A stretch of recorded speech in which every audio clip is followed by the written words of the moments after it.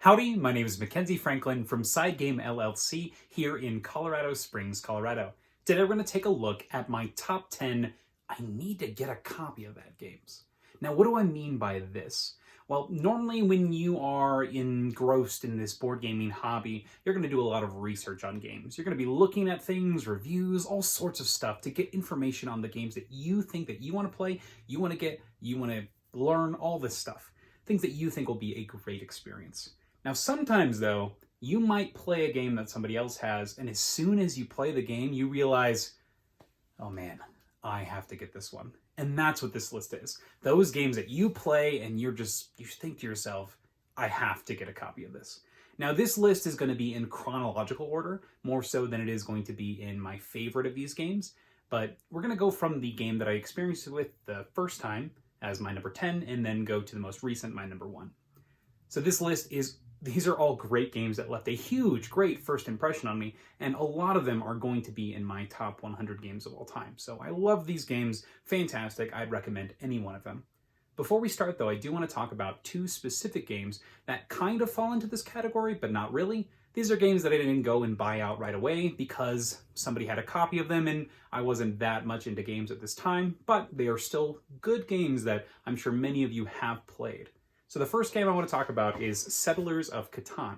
Now, once again, this isn't the greatest game in the world, but I'm sure that a lot of people, after they played this the first time, they probably went out and got a copy. Now, I got this for my birthday, I think, a while ago, but I really enjoyed my time with this game. I've since moved on from it, but I think this game is a great entry into the idea of what a board game can be, negotiation, some great luck, and just something that you can enjoy. So, not my favorite game ever, but Catan is a great intro to this style of game. The other game that kind of falls into this category is Splendor. I had a friend that had a copy of this, and we played it a lot before getting a copy of our own.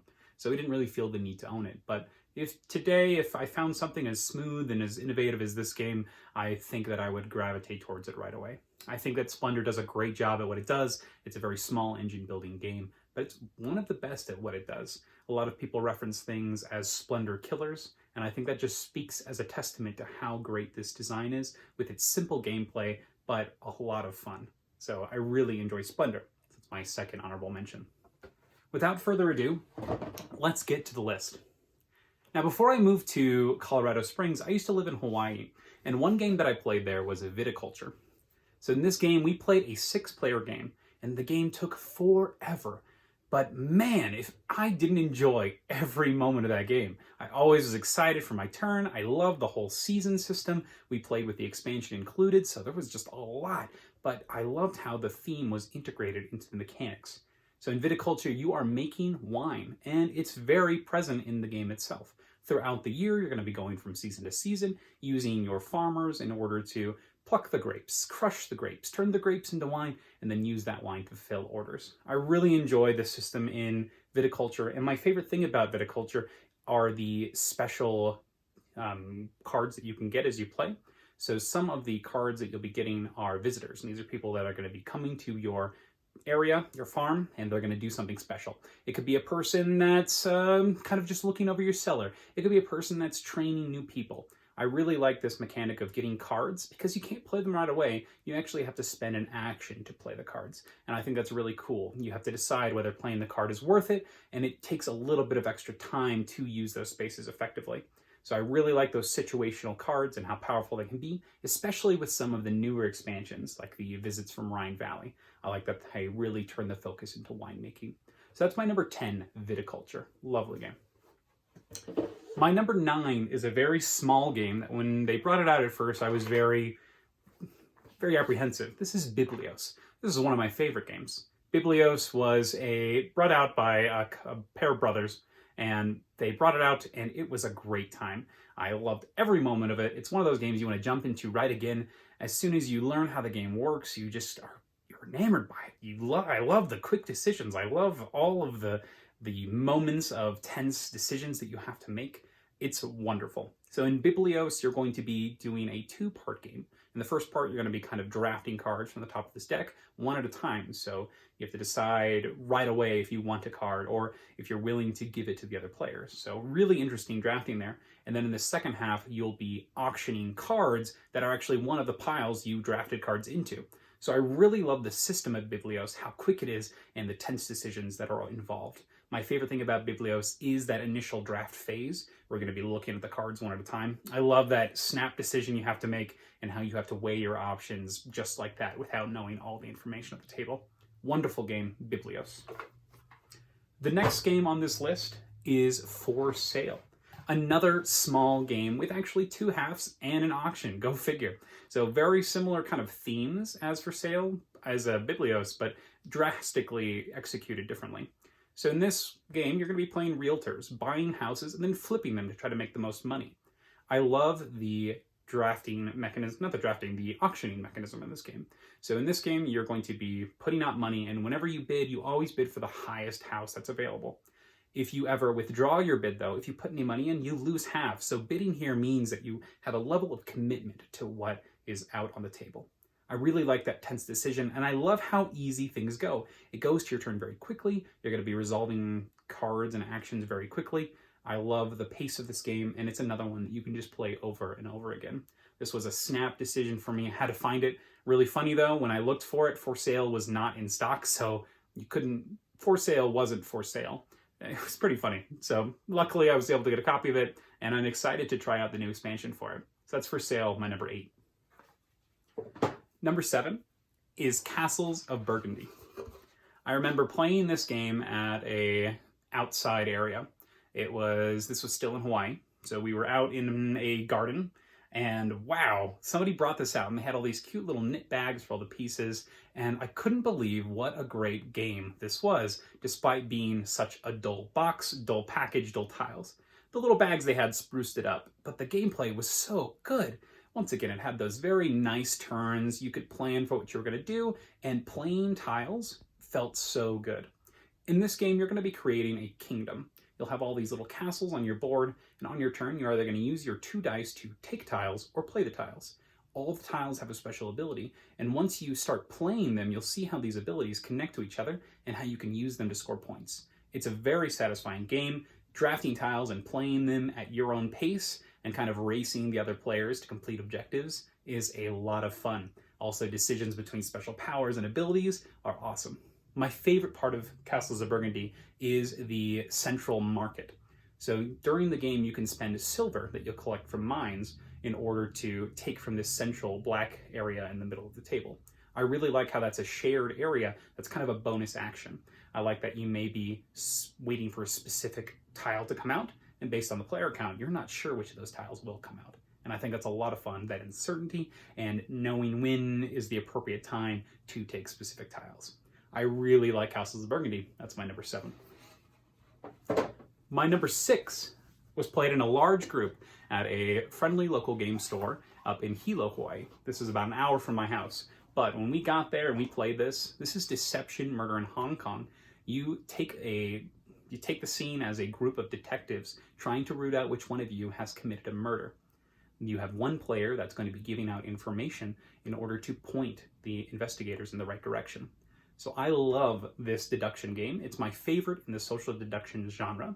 It does its job so well by giving you a framework to accuse. In most social deduction games, you're going to be just kind of blindly accusing people. But in Deception Murder in Hong Kong, the person who's committed the murder is actually going to select 2 items, evidence and the murder weapon. They're going to have to pick those 2 things, and then the forensic scientist is trying to help everybody else figure out what those 2 things are by giving clues. The scene of the crime, who committed the murder, sorry, not who committed the murder, but the scene of the crime, why the murder happened, where it happened, all this stuff. You're going to get all of this information, and it's up to the players to craft a story or to guess what kind of story the forensic scientist has crafted. I love that system of having the evidence provided, and I love that the tiles that come out are going to be different each game, so you're not always going to have the same clues to rely on. I love this game. My favorite social deduction. This was an insta-buy as well. Fantastic. Deception. The next game came in after I had played some tile games. So I had played some Carcassonne, I had just got Isle of Skye, and I thought it was pretty great, but Keyflower is one of the best tile laying games in the business. So in Keyflower, you play as settlers to this new land. You're going to be using these tiny little keeples, and you'll be placing them on tiles to activate abilities, or you'll be placing them around tiles to claim them for yourself. Now, Keyflower's bidding mechanism and action mechanism are my favorite part of it. In this game, each character has a color, and whenever you put out a worker of a specific color, everyone else has to be that same color. So you can lock out specific actions by predicting what color meeples that your opponents have.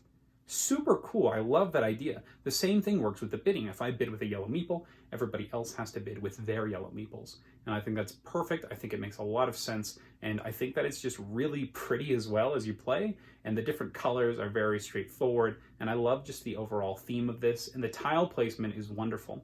As you collect these new tiles into your village, whenever you use the actions, you'll get those meeples back. However, other opponents can use your tiles as well, but you get the workers for them. But they could play something of a specific color in order to block you. It's a great mechanism, and I think Keyflower is wonderful. If you like games with awesome auctioning, great actions, action activating, really cool, activation systems, or restrictions, I should say, I think Keyflower is right up your alley. So, wonderful game, Keyflower. Number 4 was when we moved to Colorado. We have a pair of friends here that introduced us to this racing game. Now, this racing game is quite old, and it's had about 20 editions, but this new edition is by Restoration Games, and this is Downforce. So in Downforce, you're going to be betting on cars. So you'll own your own car, but you can bet on any car. You get an amount of money based on how good your bets are, and you get an amount of money based on how much how well you win, how well you do in the race. So in Downforce, you are really trying to manipulate the cars by playing these action cards. When you play the card, it'll have a bunch of cars on it, you move them a specific amount, and you're just trying to get there as soon as possible. So I really love the simplicity of Downforce, and I really love how fluid the game is, how you're able to pivot on a turn, and how your cards are very straightforward in how they act, but it's up to you to resolve them in a way that's going to benefit yourself. Each card has a number of cars on the side, and the cars will have a number, and that's how many spaces that you will move them. You always move the one on the top first. So when you move them on this board, you can cut off specific cars. You can play one card that really benefits you and benefits another card, and maybe that's the one you're betting on. You can even own multiple cars in this game and maybe be supporting both cars at the same time. I really like the adjustments they made with some of the expansions, the player powers as well. Downforce is just a great time. It's easy to play with a lot of people, and one that I had to get. I was very happy to hear that they had that new edition, because I originally played that older edition and I still thought it was great back then in that old edition. So the fact they have one with new art and new mechanisms is wonderful. I strongly recommend Downforce. Awesome game. The next game we're going to talk about is a very small game, and one that I was very apprehensive about trying. Now, tiny epic games are ones that I don't normally gravitate towards. I've played many of them: Mechs, Quest, Kingdoms, Dinosaurs, which I didn't mind. But this game really changed my mind on them as a whole, and maybe a little bit more open to playing them. And this is Tiny Epic Galaxies. So Tiny Epic Galaxies has you rolling dice in order to activate actions, but it has this following mechanic which allows you to be engaged on everyone's turn. A lot of the times in the other versions of these games, I found myself sitting there a lot of the times thinking things were taking too long. You would take a long time to analyze your turns, to figure out what you would do, but I think Tiny Epic Galaxies did a great job with having you always want to be active. Now, it has a little bit caveat on this. The resource that you must use is culture in order to follow somebody else. If you find yourself without culture in this game, it can be a miserable experience. So when you're playing this, you really have to go into the game knowing, okay, I need to get culture, I need to get a way to produce culture, or you're going to have a miserable time. Because once again, you want to be following, and if you're not following, you're not really doing anything, and it's really going to hamper your experience. So take this with a grain of salt. You need to be able to generate culture in this game.